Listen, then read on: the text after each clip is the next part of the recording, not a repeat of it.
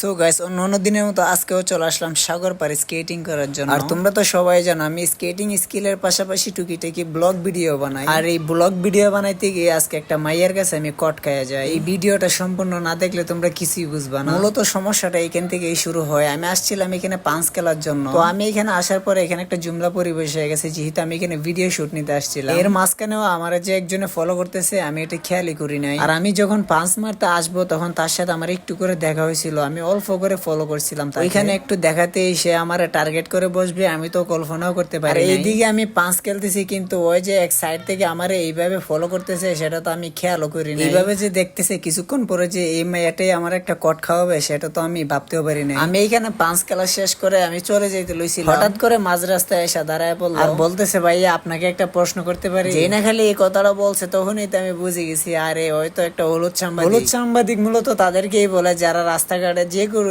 দেখলেই বলবে যে ভাই একটা প্রশ্ন করতে পারি। তো আমার সাথে কিন্তু সেম ঘটনাটাই ঘটছে। তো আমি বললাম আচ্ছা ঠিক আছে বলো কি প্রশ্ন করবো। ও এই মেয়েটা মূলত আমার একটা ধাঁধা দিল, কিন্তু আমি দাদাটা বলতে পারি না এই কি জানি একটা কি বললো যে আকাশে উড়ে টিপ দিলে অনেক দূর যায়, মানে এটা আমার অর্ধেক মনে আছে অর্ধেক মনে নাই। তো ওই রকমই একটা ধাঁধা দিছিল। তো এটার যেহেতু উত্তর দিতে পারিনি তো কিছু তো একটা বলতে হবে। তো আমি মাঝখান থেকে বলে বসলাম যে আয় হায় রে একটা মাইয়ার কাছে আমরা কটকায় বসলাম। এই কথা বলার পর মাইয়াটা দেখি মুসকে মুসকে হাসতেছে। তো ভাবলাম যে ওই যেহেতু কন্টেন্ট ক্রিয়েট করতেছে তো ওর সাথে একটু মজা করা যাক। ওর মাইকটা আমি নিয়ে নিলাম আর বললাম যে আচ্ছা ঠিক আছে আমি যেহেতু উত্তর দিতে পারি নাই তাহলে আমি আপনাকে একটা প্রশ্ন করি আপনি এটার উত্তর দেন। তো ওনার মাইকটা নিয়ে অনেকক্ষণ দাঁড়ায় থাকার পর আমার মাথায় কিছু আসতেছিল না, কোন ধাঁধা দেবো আমি সেটাই বুঝে বের পাইতেছিলাম না। এই জন্য আমি ওর মাইকটা আবার রিটার্ন দিয়ে দিলাম। যাওয়ার সময় কিন্তু আমাদেরকে আরো একটা ধাঁধা দিছিল, ওই দাদাটা সে ভাঙ্গাই দিয়ে গেছে আর এই জন্য আমি সবাই নিয়ে একটা হাততালি দিলাম।